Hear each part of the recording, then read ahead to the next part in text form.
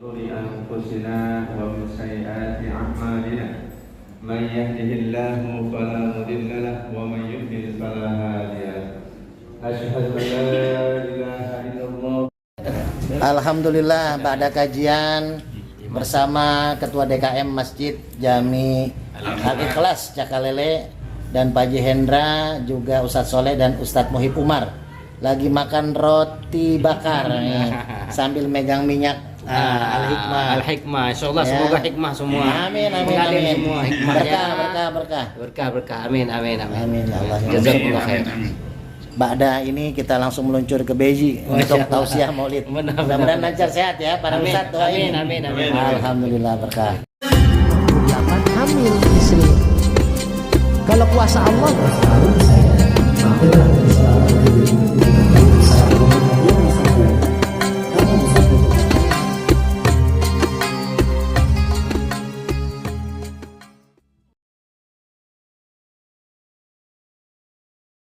وشفيعنا ومولانا محمد وعلى آله وصحبه أجمعين أما بعد. قال الله تعالى في كتابه الكريم: أعوذ بالله من الشيطان الرجيم، بسم الله الرحمن الرحيم. يا أيها الذين آمنوا اتقوا الله حق تقاته ولا تموتن إلا وأنتم مسلمون. صدق الله العظيم. Hadirin jamaah salat maghrib yang senantiasa dirahmati dan dimuliakan oleh Allah Subhanahu wa Ta'ala.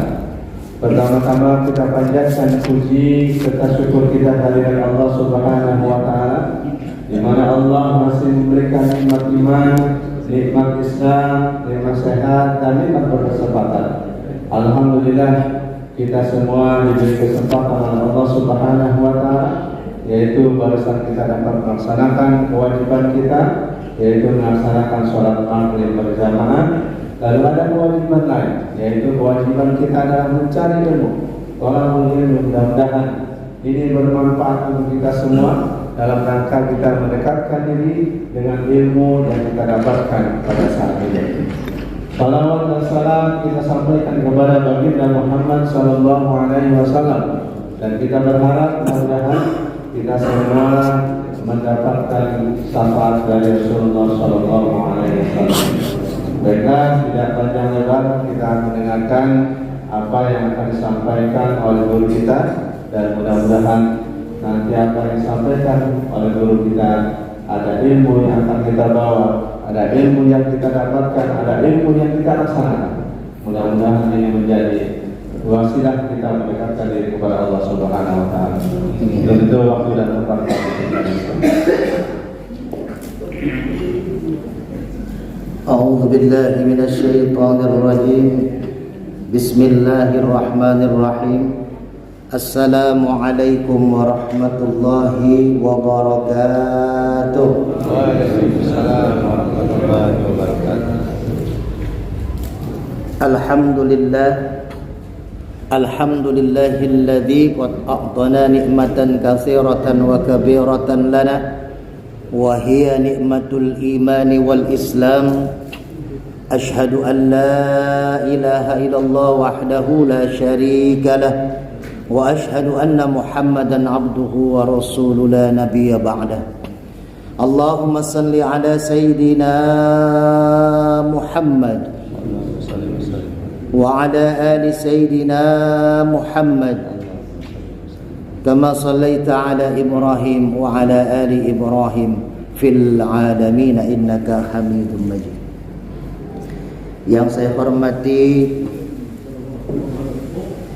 Ketua DKM Masjid Jami Al-Ikhlas Bapak Ustadz Furqan, yang saya hormati Ustadz Soleh selaku asatid yang terus membina, memakmurkan Masjid Jami Al-Ikhlas, yang saya hormati saudara saya Ustadz Muhib Umar, Ustadz Haji Hendra, Pak Haji Arkan, Ustadz Yudi, dan bapak-bapak hadirin jamaah yang tidak bisa disebutkan satu persatu, tapi tidak mengurangi rasa takzim saya kepada bapak-bapak yang hadir pada kesempatan malam hari ini.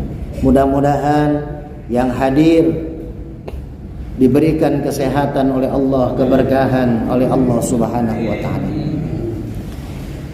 Puji syukur mari kita sama-sama panjatkan pada Allah Subhanahu wa taala, walaupun dari zuhur hujan tidak pernah berhenti daerah Depok dan sekitarnya. Alhamdulillah, biasanya hujan sore sampai malam, Pak. Sekarang zuhur sampai asar. Kebetulan ba'da isya ini saya langsung meluncur. Ya paling ngobrol dulu sebentar Ustaz Muhib. Saya ke Beji di Masjid Jami Nurul Huda di pinggir jalan Beji, masjidnya jalan utama Beji mengadakan Maulid Nabi.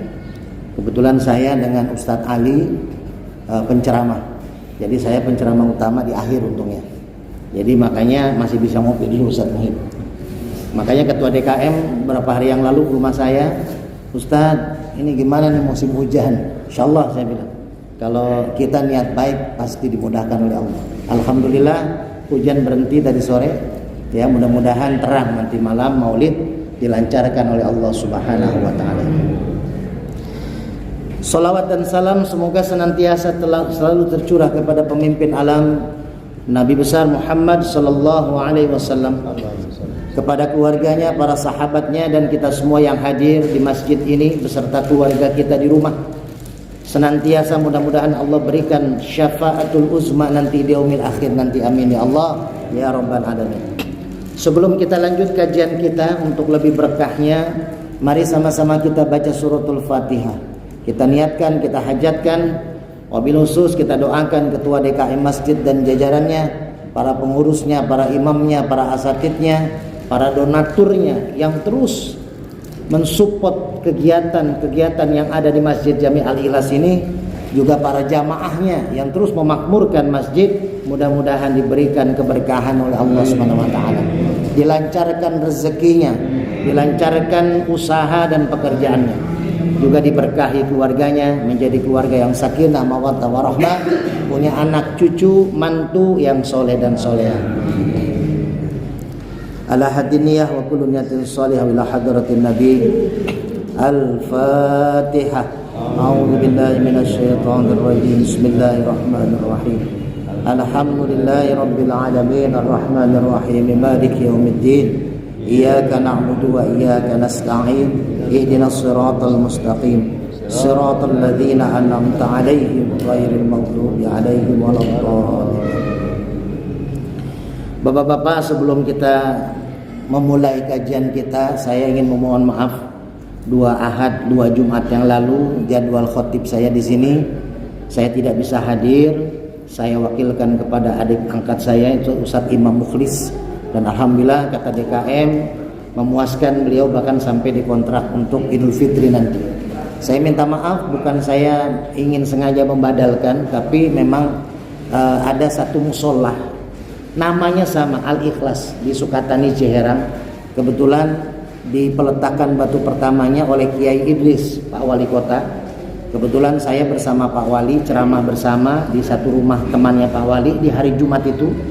Jadi saya diminta untuk khutbah di musola yang mau dijadikan masjid itu. Jadi musolahnya kecil sekali Pak, lagi renovasi. Nah biasa saya gitu tuh, ada masjid-masjid yang lagi renov, ngundang saya ceramah entah khotib Jumat, entah kajian Ustaz Muhib ya. Karena memang fak saya kan di zakat mal. Jadi alhamdulillah untuk menggiring jamaah biar cepat terbantu masjid biar jadi.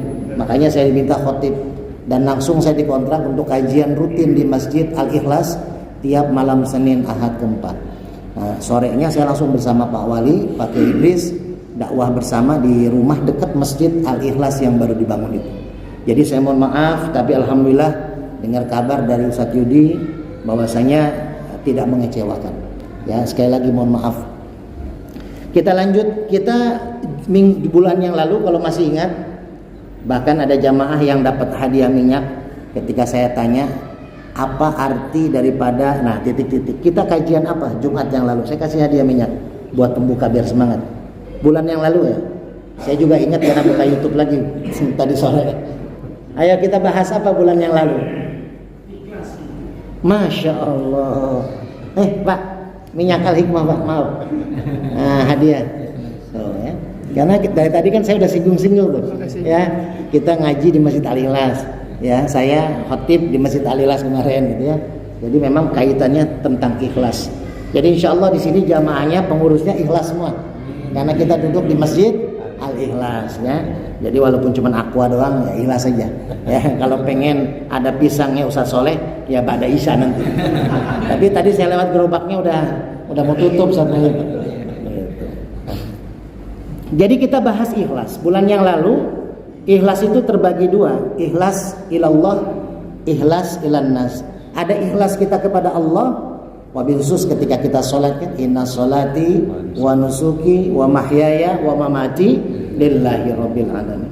Jadi sholat itu agar ikhlas bagaimana Ustaz?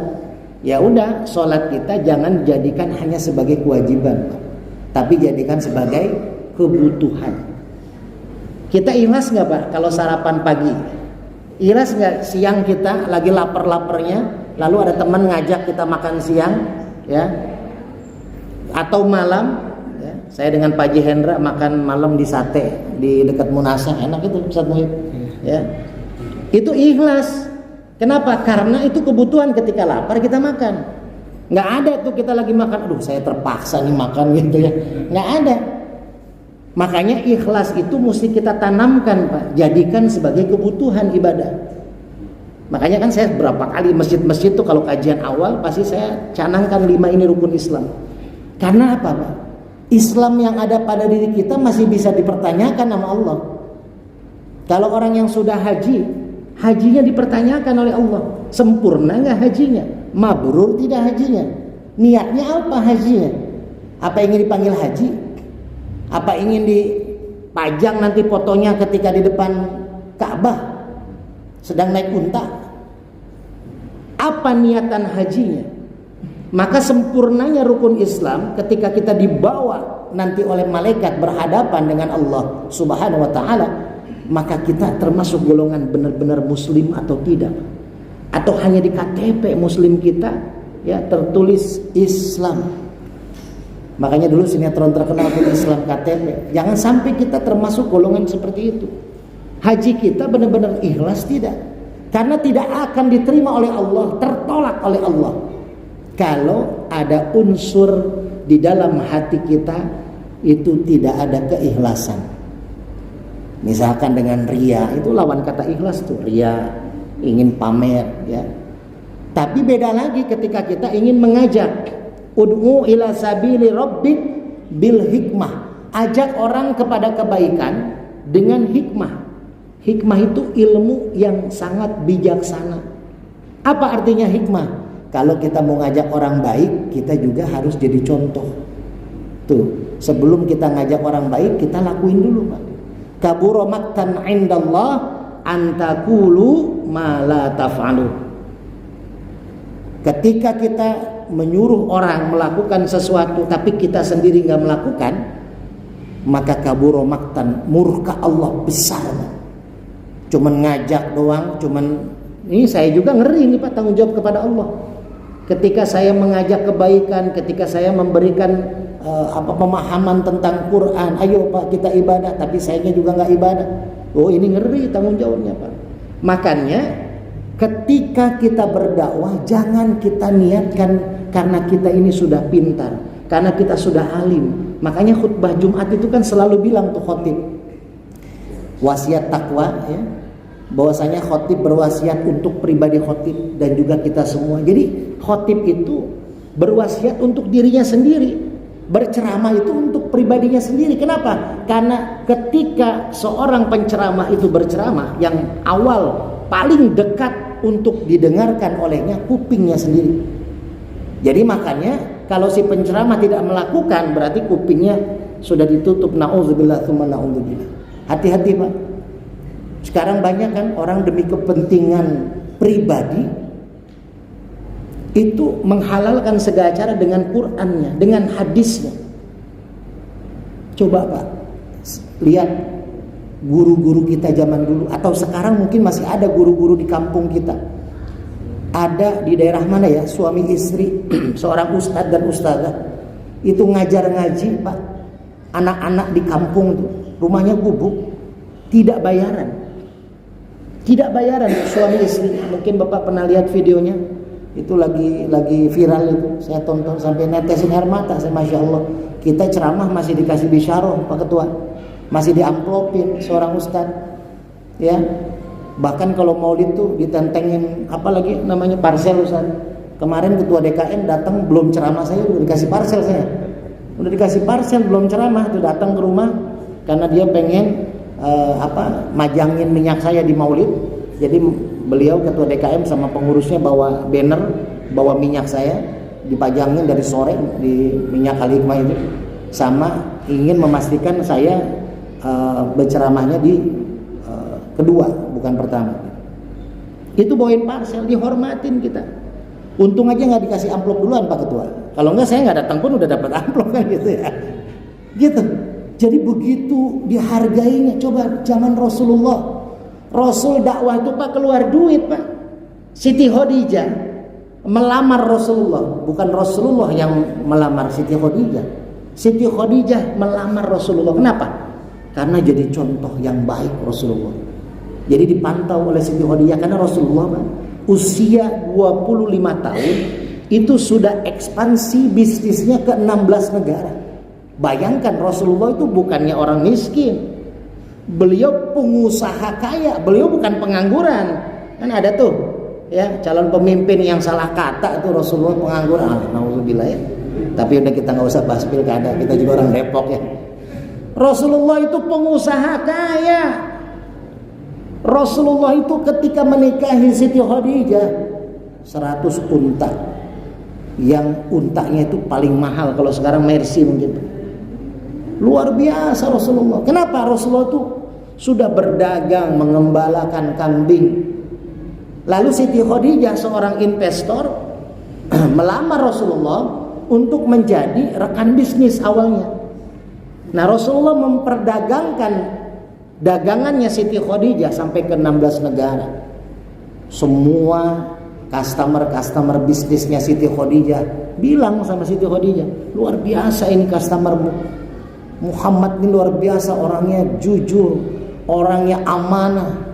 Beliau kalau dagang Pak dari Siti Khadijah sekian, silakan kalau Bapak mau melebihkan berapa. Hitung saja perjalanan saya dari kota Makkah ke negara ini. Bayangin Rasulullah. Kalau kita kan enggak. Oh dari suaminya 10.000. Padahal mah cuma 3.000 dari sananya ya. Udah gitu timbangannya diberat-beratin, hati-hati nih tuh tukang dagang di pasar tuh Pak. Kalau timbangan diberat-beratin, nah amal kita juga nanti dienteng-entengin tuh sama malaikat tuh. Karena kita sudah memberat-beratkan timbangan ketika berdagang. Hati-hati Pak. Nah Rasulullah tuh amanah. Makanya Siti Khadijah dapat laporan, sukalah Siti Khadijah karena usahanya semakin lancar. Dan Rasulullah amanah dalam memperdagangkan dagangannya. Akhirnya dilamarlah Siti Khadijah melamar Nabi Muhammad SAW. Dan Nabi Muhammad memberikan mahar terbaiknya kepada Siti Khadijah. Apa yang terjadi kalau seorang pengusaha wanita kaya raya menikahi seorang pemuda yang kaya raya, usaha bisnisnya 16 negara Pak. Saat itu Pak belum ada pesawat, belum ada Shopee, Tokopedia. Kalau pakai Shopee kan 2 hari nyampe dari Cina gitu, seminggu lah. Nah sekarang mah dulu zaman dulu mah nggak ada Pak. Benar-benar Rasulullah naik unta. Berapa hari perjalanan, berapa minggu perjalanan, tapi sudah 16 negara beliau pegang. Lah kita ya udah zaman canggih, ya paling banter baru Jabodetabek kita usahanya. Ya kecuali Ustaz Muhib Umar nih saudara saya, ekspansinya sudah ke Mekah Madinah usaha beliau. Ya, jangan sampai punya istri kedua aja di sana kan repot. Itu Pak. Nah, akhirnya dinikahilah. Kalau orang yang melihat secara logika perempuannya kaya, lakinya kaya, tambah kaya kan begitu Pak. Ternyata enggak. Rasulullah mengikhlaskan hartanya dan harta istrinya untuk berdakwah di jalan Allah. Jadi Rasulullah itu ceramah nggak dibayar. Sekarang mah ustadz jangan merasa dirinya alim lah.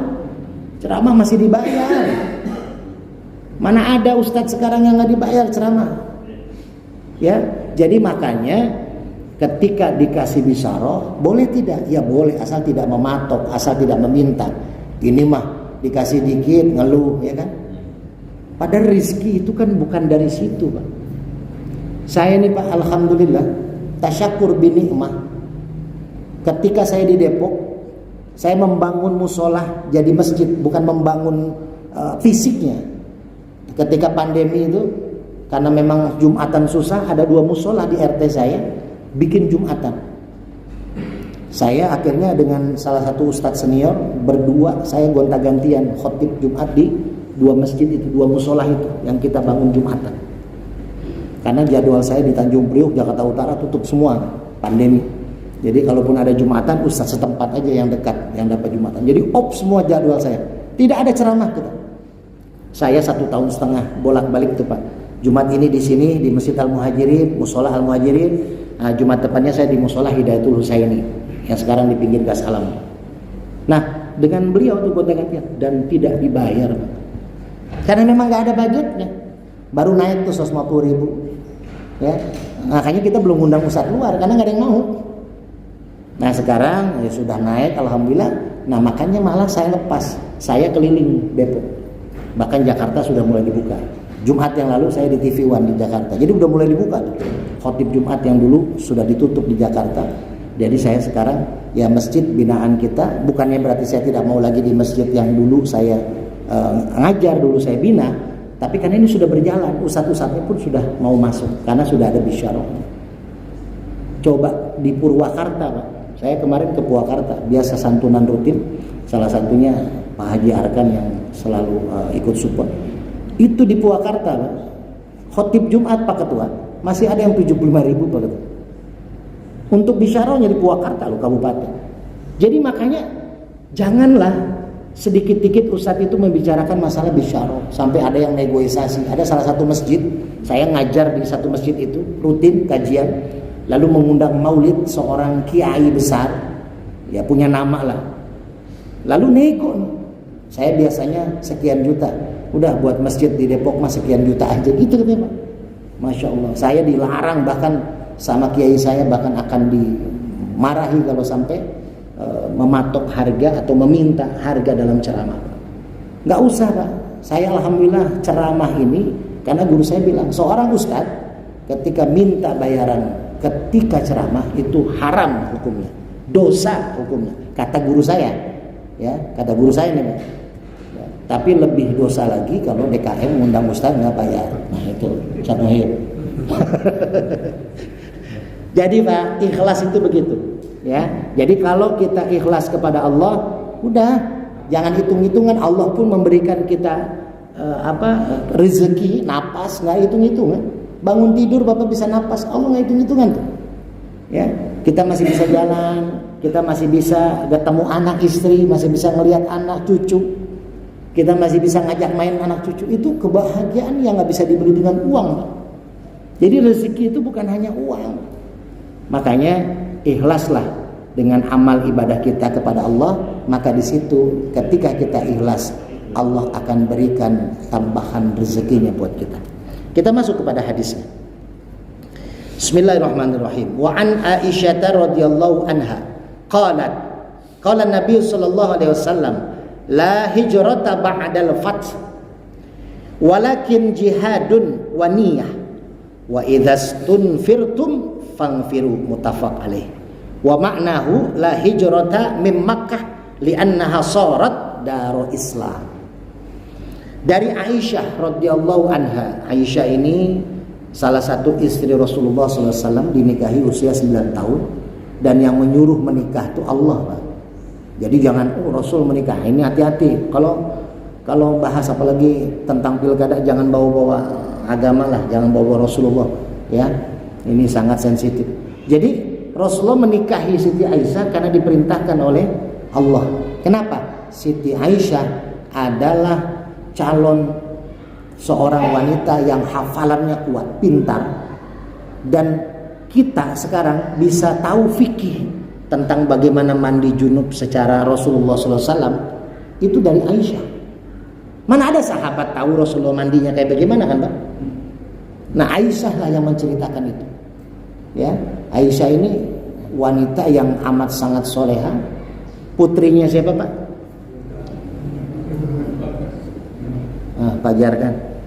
Pajarkan bukan ini ya, pilih-pilih, tapi pajarkan yang duluan. Ustaz Mahib, maaf nih ya, saya lupa bawa minyak, bukan kampanye ya, nggak usah diceritain lah. Saya bawa minyaknya ternyata salah bawa stiker. Untung pajarkan udah kenal saya kan. Jadi nggak bakal di ini. Jadi Abu Bakar ini adalah sahabat Rasul, bahkan seorang sahabat yang pertama mengimani kejadian Isra dan Mi'raj. Maka ditambahkan gelarnya As-Siddiq, Abu Bakar As-Siddiq, yang membenarkan peristiwa Isra dan Mi'raj. Nah, makanya Siti Aisyah ini meriwayatkan banyak hadis, terutama hadis-hadis tentang fikih, ya, tentang cara Rasulullah tidur, cara Rasulullah makan. Ya, ini yang terjadi di kediaman Rasulullah bersama Siti Aisyah. Qala Nabi sallallahu alaihi wasallam, jadi Aisyah radhiyallahu anha berkata, Nabi Muhammad sallallahu alaihi wasallam bersabda, tidak ada hijrah setelah terbukanya kota Mekah. Nah, ini pemahamannya begini, Pak.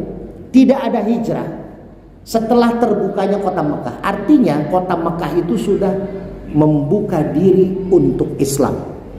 Kan Rasulullah ketika hijrah dari Mekah ke Madinah, karena bagaimana beratnya ujian Rasul dan para sahabat ketika menyebarkan Islam di kota Mekah. Sampai ada cacian, makian, bahkan ada ancaman pembunuhan. Dikriminalisasi lah, ya. Jadi zaman dulu tuh ngumpet-ngumpet Rasulullah tuh nyarin Islam, Pak, ya. Ayo, ya, sama kayak pilkada juga gitu katanya Ustaz Mebe. Banyak yang bisik-bisik kayak pilih ini ya gitu. Nah, zaman Rasul tuh gitu, ngumpet-ngumpet tuh, ayo masuk Islam. Sampai Umar bin Khattab itu dapat hidayah dari Allah Subhanahu wa taala.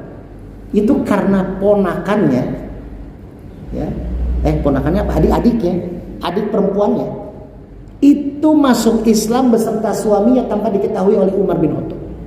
Jadi dikasih tahu oleh anak buahnya, Umar, bagaimana kamu tuh sangat benci sama orang Islam, benci dengan Rasulullah dan pengikutnya Muhammad, tapi adikmu sudah masuk Islam, sudah jadi pengikutnya Muhammad.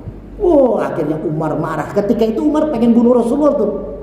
Jadi Umar udah punya rencana, strategi menghadang Muhammad, ya, Nabi Muhammad SAW untuk dibunuh.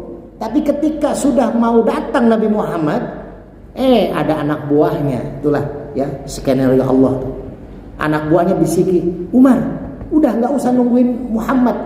Saya udah siap-siap ini mau membunuh, ini tempat yang bagus buat kita membunuh Muhammad. Waktu yang tepat. Tapi masalahnya kamu bakal malu.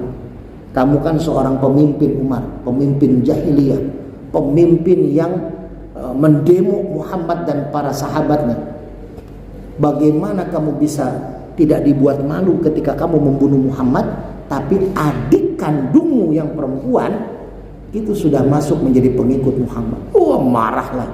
Umar ini emosian, Pak, temperamental. Ya, pernah satu saat beliau dikaruniai seorang anak. Cintanya luar biasa Umar bin Khattab. Saat itu wanita masih menjadi bulian. Jadi dulu, Pak, di Mekah zaman jahiliyah, sebelum Nabi Muhammad SAW diutus oleh Allah, dilahirkan di kota Mekah, perempuan itu jadi bahan bulian. Nggak ada harga dirinya wanita saat itu. Kalau ada perempuan hamil 9 bulan, Pak, itu dibawa ke tengah-tengah Mekah. Lalu ada 2 kelompok di bangsa Arab itu bikin undian. Kelompok yang satu misalkan menebak ini kandungannya anaknya laki-laki, kelompok yang 2 perempuan. Maka kalau ini lahir ternyata keluar bayinya laki-laki, yang menang kelompok 1. Nah, maka yang berhak dapat hadiah kelompok 1 tuh, punya kelompok 1 tuh bayinya. Lalu diapakan? Dilelang bayinya. Siapa yang dapat nilai tertinggi, itulah yang dapat bayi itu. Uangnya dibagikan kepada kelompok 1. Kalau perempuan, maka yang menang kelompok 2. Tapi bayinya ini nggak ada dapat hadiah, karena bayi perempuannya langsung dibunuh. Itu, Pak, kejamnya jahiliyah zaman dulu. Makanya emansipasi wanita itu bukan R.A. Kartini yang pertama kali mengangkat derajat kaum wanita, tapi Nabi Muhammad Sallallahu Alaihi Wasallam. Al jannatu tahta aqdami ummahat. Itu Nabi Muhammad. Ya, surga itu ada di telapak kaki ibu. Makanya kalau yang masih punya ibu, ayo Pak, cuci kaki ibunya kita. Ya, tapi nggak usah diminum airnya. Ya, ada seorang Habib waktu saya masih tinggal di Priuk. Habib ini jamaahnya luar biasa, banyak. Ya, saya nggak sebutkan namanya. Beliau tinggal di daerah Cilincing, saya di Tanjung Prioknya. Beliau datang ke rumah saya malam-malam, nangis beliau.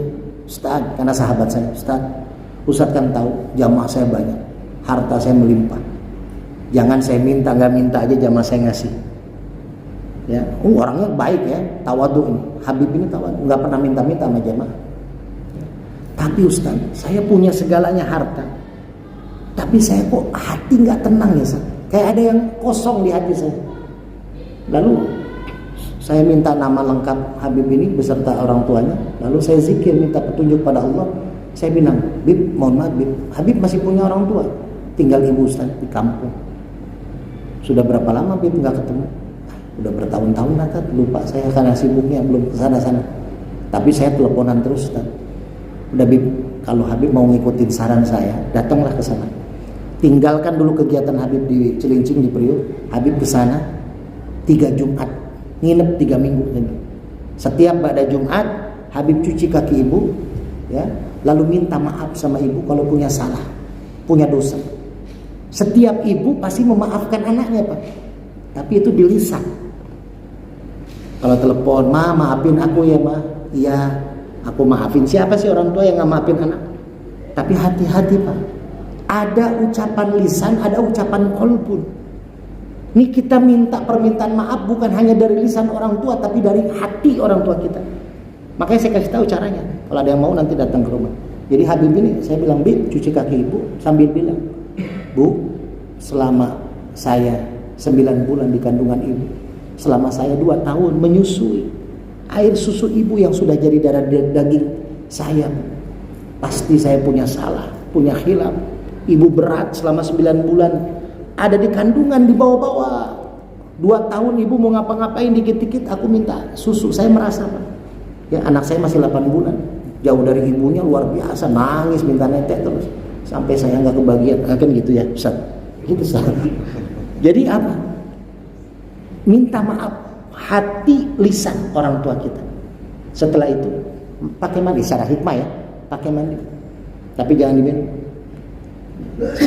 Lakukan setiap pada Jumat 3 kali, baru kita ke bapak. Nah ada cara hikmah lagi. Jadi ini dilakuin sama Habib dan benar Pak. Alhamdulillah dia dapat ketenangan.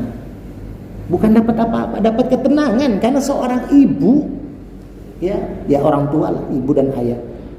Itu yang pertama kali harus kita datangi. Bib, Habib tiap minggu, tiap bulan ngajak jamaah ziarah ke sana ke sini, ya, ke makam para wali, ke makam para habaib, minta keberkahan. Nah orang tua nggak ditengokin, orang tua tidak diziarahi. Doa yang paling sakti bukan doa dari ulama, dari kiai, dari habaib, bukan. Ulama yang paling sakti dari orang tua kita. Walaupun ulama, habaib, kiai juga punya karamah untuk bisa membantu kita dengan doa-doa mereka, karena mereka dekat dengan Allah, mereka istiqomah, berzikir, berdoa, beribadah. Gitu. Tapi jangan lupakan ada doa yang tidak ada hijab, yaitu doa seorang orang tua, wabil khusus doa seorang ibu. Kalau kita punya masalah, kalau kita punya berat banget nih masalah, nggak kelar-kelar nih, rumah tangga kayak kesehatan kayak usaha kayak pekerjaan, tengok tuh mustajabahnya doa kita, jalan keluar kita di mana? Orang tua. Ustaz, saya udah nggak punya orang tua, datengin makamnya, ziarahin, tengokin, kunjungi silaturahim dengan saudara-saudaranya orang tua kita, kasih rezeki buat mereka, rangkul kembali keluarga orang-orang tua kita. Ini kan 3 hal. Kalau orang tua kita sudah meninggal, kita punya salah, punya dosa, lalu kita nggak sempat minta maaf. Caranya pertama kata Rasulullah kepada sahabat, fastaghfaru, istighfar, banyak minta maaf untuk orang tua kita. Yang kedua, fasilaturahim, silaturahim dengan kerabat orang tua kita. Yang ketiga apa? Ya, sedekah buat orang tua kita. Kita sedekah diniatkan untuk orang tua kita. Jumatan kan dibaca tuh sebelum naik khotib Jumat, ya. DKM Masjid Al-Ikhlas mengumumkan saldo masjid sekian, dapat dari fulan dan fulan buat almarhum orang tuanya sudah meninggal dunia 1 juta rupiah, minta doa Fatihah. Nyampe nggak usah nyampe, insya Allah kebaikan yang kita lakukan sebagai anak kepada orang tua insya Allah nyampe. Ya, makanya Bapak nggak usah bingung-bingung kemana saya mesti buat kebaikan buat orang tua yang sudah nggak ada. Nih salah satunya masjid. Ya, kalau Bapak ada masalah keluarga, masalah pekerjaan, nabung ke masjid Jumatan. Dipakai sama pengurus masjid buat ngundang ustadz kajian, buat betulin karpet, beli karpet baru, buat betulin AC. Ini jadi jariah. Selagi dipakai ibadah, maka terus mengalir harta pahalanya buat yang menginfakkan, dan pengurusnya pun dapat pahala karena menjembatani itu. Gitu. Wah Ustaz, nanti pengurusnya pakai buat ini itu, udah tanggung jawab dia. Tapi yang sudah kita berikan, insya Allah sudah tercatat oleh Allah. Mau dipakai apapun, insya Allah itu urusan dia dengan Allah Subhanahu wa Ta'ala. Jangan suudzon, biarin aja. Mau dipakai apa, toh kegiatan masjid berjalan. Karena yang saya ceritain waktu bulan Ramadan, kalau masih ingat ya, saya masih ingat insya Allah ceramah-ceramah saya. Karena saya suka buka kembali itu di YouTube yang saya ceramain. Saya bulan puasa saat itu ceramah di sini. Salah satu kalau pengen dapat takwa adalah malam yaskurin nas lam yaskurillah. Ya, jadi yang tidak berterima kasih kepada manusia berarti belum bersyukur kepada Allah. Salah satu cara berterima kasih kepada manusia apa? Mempercayakan amanah yang kita punya untuk masjid kepada DKM. DKM juga memegang amanah dari jamaah. Jadi ini kajian ini Pak nggak akan bisa berjalan walaupun jamaahnya penuh nih ratusan orang kalau DKM-nya nggak bikin kajian. Coba Bapak kumpul ratusan orang duduk dari maghrib sampai isya, kagak ada yang ngajar. Saling ngobrol-ngobrolan, bisik-bisikan. Benar nggak Pak? Atau main HP dah satu raya. Tapi kalau DKM-nya bikin kajian begini, kan jadi hidup. Atau DKM nih bikin kajian, penceramanya langsung 3, ya, Ustadz Tile, Ustadz Yusuf Mansur, ya. Terus satu lagi Agim, 3-3 sih bisa nih, sama kayak saya Ustadz Muhib, sama saya Ustadz Soleh. Tapi jamaahnya nggak ada. Kira-kira kita bertiga dibilang apa coba? Mendingan ceramah lewat Zoom sekalian ya, Ustadz, gitu. Jadi makanya saling berterima kasih. Ya, seorang istri berterima kasih kepada suami karena sudah menjaga, sudah melindungi, sudah membimbing, sudah menafkahi. Seorang suami berterima kasih kepada istrinya karena menjaga anak-anaknya, mengurus anak-anaknya, mengurus keluarga hartanya, mengurus rumah ketika ditinggal oleh suaminya. Jadi saling berterima kasih enak Pak. Manusia saling berterima kasih, maka Allah merasa kita sudah bersyukur kepada Allah. Itu pertama, hijrah Makkah ke Madinah itu karena ada hinaan, karena ada bulian. Tapi ketika Rasulullah dan sahabat sudah hijrah ke Madinah, kan sukses tuh di Madinah. Islam tegak berdiri karena Rasulullah punya siasah yang bagus, dekati pemimpinnya. Rasulullah dekat dengan pemimpin Madinah saat itu. Maka Islam pun masuk. Ini strategi politik Islam. Makanya Islam mesti berpolitik. Dekati calon pemimpin, dekati pemimpin yang ada, biar kita bisa memberikan masukan yang baik. Makanya ini nggak perlu diceramahi ya sama Ustadz Muhib, Ustadz Soleh dan Ustadz yang lainnya. Karena saya dapat ini ilmu hikmah dari guru saya. Al ulama lam yukhalitus sultan. Idh khalitus sultan humul khiyanatur rasul fahdharu. Ulama belum bercampur dengan pemerintah. Ulama belum bercampur. Kalau belum berarti satu saat akan bercampur. Artinya bercampur. Khalid artinya bisa bercampur dan bisa tunduk sama pemerintah. Kalau ada ulama yang nunduk sama perintah, yang ulama itu diatur sama pemerintah, yang ulama itu bisa disuruh sana sini oleh pemerintah, maka ulama itu idkhalitus sultan humul khiyanatur rasul, mereka mengkhianati Rasulullah sallallahu alaihi wasallam. Fahdharu, jauhi ulama yang seperti itu. Jadi kalau ada ulama, makanya saya selalu kategorikan, ini nggak ada hadisnya, Pak. Jadi hati-hati, jangan sampai bilang wah Ustadz itu bahas berarti ulama nggak boleh bercampur dengan, bukan. Maknanya kalau kita mau pahami, ulama itu ada dua kategori, ada ulama tawakal, ulama yang mengajak kebaikan, ada ulama tahu akal. Pak Jendra ketawa karena tahu. Kenapa? Karena apa? Zaman politik ya, ulama itu, oh yo pilihlah si anu dengan keinginan pribadi. Saya dekat dengan calon pemimpin, salah satu calon pemimpin Kota Depok. Bahkan saya ya ikutlah andil untuk bersyiar dengan dia. Tapi mohon maaf Pak, boleh ditanya, saya tidak dibayar. Bahkan minyak yang saya bikin, saya bagi bagian modal saya sendiri. Saya sisihin dari ceramah, saya sisihin dari pengobatan. Bahkan saya bagikan ke anak yatim di pesantren tiap bulan tanpa dikasih uang. Boleh tanya ke calon wali kota yang saya kenal, mungkin bapak-bapak yang tahu. Kenapa saya lakukan itu? Karena biar saya bisa nasihatin.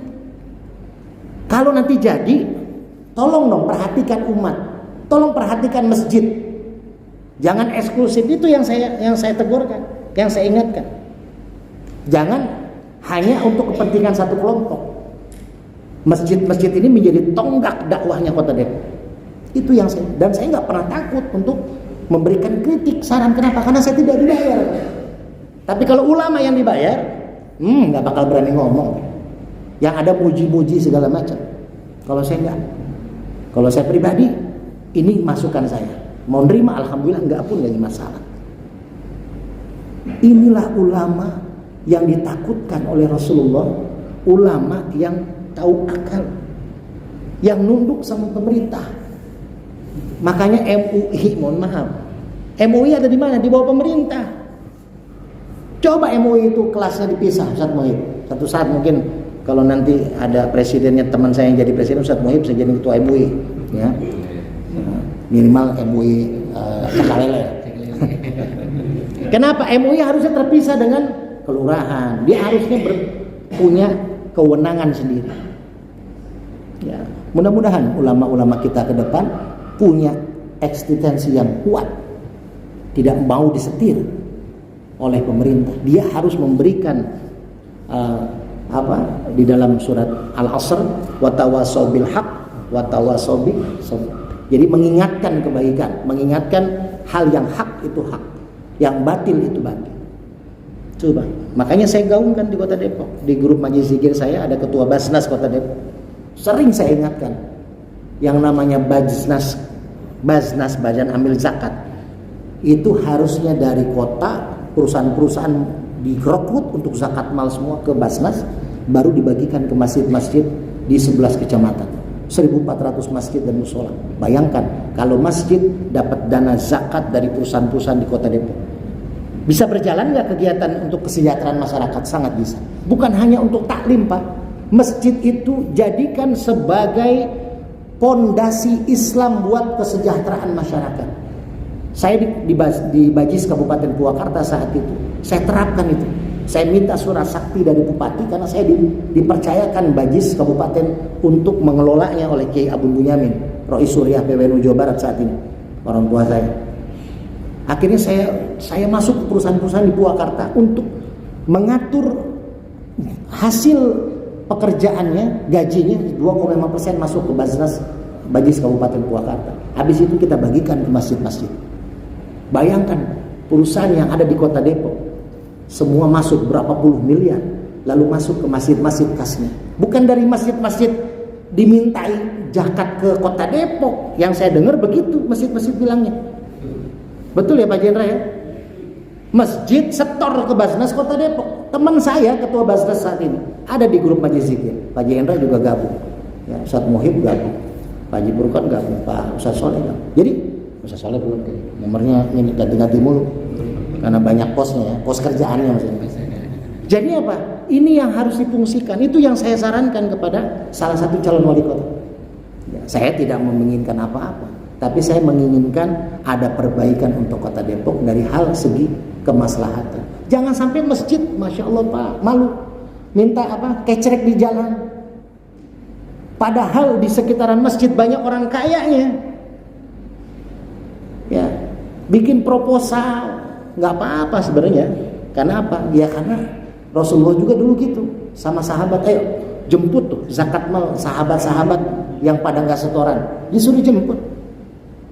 Bahkan ada istilah kasar ya, yang tidak mengeluarkan zakat mal itu perampok. Perampok zaman dulu tuh dirampok hartanya buat zakat mal dikeluarkan. 2,5% Pak, zaman dulu itu sampai ada yang 50% zaman Rasul itu, setengahnya dimakan, setengah dibagikan. Nah kita cuma 2,5%. Ya kalau gaji 10 juta di masjid ini, di sekitaran Masjid Al-Ilas, ada karyawan, warga Masjid Al-Ilas ada karyawan yang gajinya 10 juta, ada 100 orang. Berarti 250.000 per bulan zakat mal, kali 100 orang. Berarti ada duit 25 juta sebulan kas zakat mal Masjid Al-Ilas. Kelola dah, harus ada keterbukaan juga kepengurusannya, harus ada ijab kabul juga Pak. Ingat perbedaan zakat mal dengan sodako, ijab kabulnya Pak. Sodako mah kita kasih ke masjid sodako, kita invest kita kasih karpet ke masjid jadi infak. Tapi kalau zakat mal sama dengan zakat fitrah, nawaitu an uhriza zakatal mali an nafsi lillahi ta'ala. Kita ijab kabul maka jadi zakat mal. Setelah udah ijab kabul, zakat mal sudah tersalurkan, lalu dipakai buat beli karpet. Nah, selain zakat mal sudah kita tunaikan, kita dapat infak Pak. Kayak saya titipan zakat mal, saya serahin ke anak yatim di pesantren tiap bulan. Maka setelah saya berikan zakat malnya, sudah selesai tuh ijab kabul tuh. Misalnya Pak Jarkan, zakat mal Ustaz, udah zakat mal tunaikan, saya kasih ke anak yatim, jadi sedekah. Lalu kemarin Pak yang bikin saya netesin air mata, setengah dari hasil zakat mal yang saya kasih ke anak yatim, setengahnya tuh dikasih lagi buat beli semen, lagi bangun masjid di pesantren. Bapak yang zakat mal dapat zakat malnya tersalurkan, sedekahnya dapat, investasi jariah masjidnya dapat. Itu anak-anak yatim Pak di pesantren. Sedikit dia dapat, tapi dia keluarkan buat patungan beli semen, netesin air mata saya. Makanya saya bilang sama Pak calon wali kota Depok, salah satu yang saya ingin, tolong kalau menang datang ke sana, bantu masjid. Inilah Pak, masjid di kota Depok 1.400 ustadz-ustadznya juga banyak di kota Depok yang bagus-bagus ceramahnya. Ya, kesejahteraan para ustadz. Mohon maaf banyak ustadz-ustadz yang nelpon saya nggak kasih tahu namanya lah, ini privasi. Ustaz, ada jadwal khotib nggak Ustaz? Saya nggak punya beras buat anak istri. Coba bayangin, coba. Sampai begitunya, makanya para DKM masjid kalau nggak ada khotibnya, tolong konfirmasi ke saya. Banyak ustadz-ustadz yang membutuhkan itu. Saya kasihin tuh. Kadang 7 ustadz saya bagi-bagi masjid yang minta ke saya. Gitu. Tuh. Ya, kecuali kalau saya bisa Jumatan, habis asar bisa Jumatan, saya ambil semua. Kan 1 Jumat 1 kali ya. Gitu. Saya pernah 7 masjid minta sama saya untuk khotib Jumat. Alhamdulillah. Dan DKM masjid ini membolehkan saya mencari ustadz pengganti. Bukan saya gitu ya. Dia mintanya saya, tapi saya kan udah punya jadwal. Saya kasih ustadz yang lain. Tapi ada juga masjid yang nggak mau. Kalau ustadz nggak bisa, saya cari sendiri. Ya. Ini banyak ustadz-ustadz yang memang Masya Allah. Ya, makanya saya ceritain tadi tuh, suami istri ngajar ngaji nggak dibayar sampai dia ternyata dapat surat dari pesantren, anaknya sudah 3 bulan belum bayar biaya pesantren. Nangis tuh orang tua ini.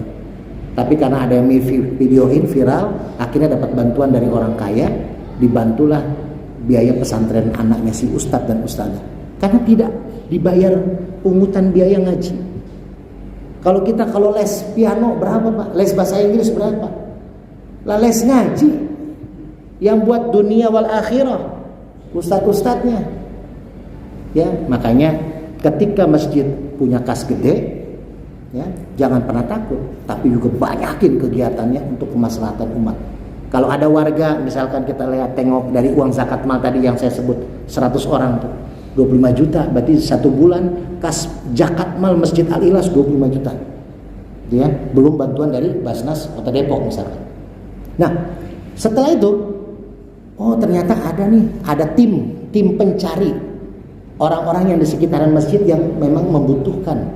Misalkan ada janda di Kota Depok, Ustadz Muhyib ada 250.000. Nah itu tolong Ustaz Muhib renungkan. Dudanya cuma 15.000 Ustaz. Gitu. Jadi janda itu nggak punya usaha suaminya, karena nggak ada suaminya. Belikan mesin jahit, kasih dia kursus, jadikan dia usaha mesin jahit dari uang zakat mal. Nggak usah dipinjemin, dikasih. Zakat mal itu bukan pinjam meminjam Pak. Jadi uang kas zakat dibagikan lagi buat masyarakat. Belikan mesin jahit 5 juta, modalin. Nanti satu saat tukang mesin jahit itu, si ibu itu, kalau tiap bulan dia hasil jahitnya, dia zakat mal lagi ke Masjid Al-Ikhlas. Terus begitu. Itulah program yang mudah-mudahan ke depan bisa berjalan di Kota Cirebon. Ya. Nah itu baru belum selesai itu hadisnya, kita lanjut lagi bulan depan ya. Memang biasanya harusnya ngajinya daripada maghrib sampai sebelum subuh. Ya maafin, mudah-mudahan sedikit yang saya berikan menjadi manfaat buat saya pribadi, buat kita semua.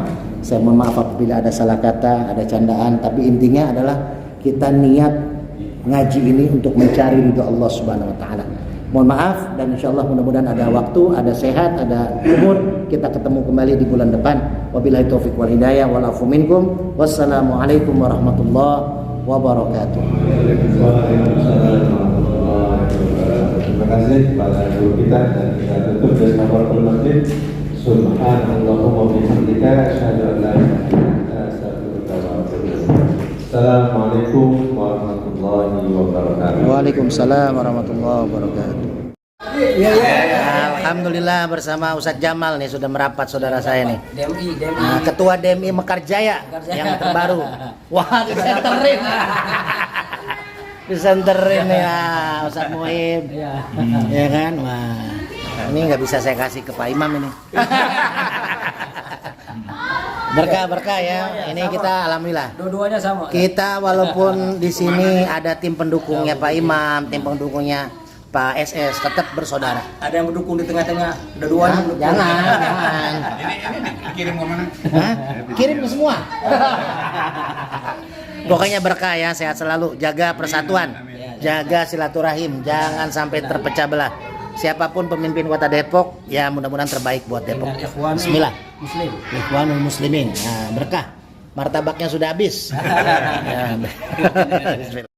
Bismillah, nih kita sama Ustadz Ali, kita akan tampil maulid di Masjid Nurul Huda. Mudah-mudahan lancar bimbingnya. Alhamdulillah ya Allah. Antum duluan, anak akhir. Anak baru nyampe soalnya. Ya berkah-berkah. Iya, ini mah ban serep. Allah. Anak ban ini dong. Ban tubeless. Ini lagi santunan nih, santunan dulu. Berkah maulid. Bismillah. Hamil istri. Kalau kuasa Allah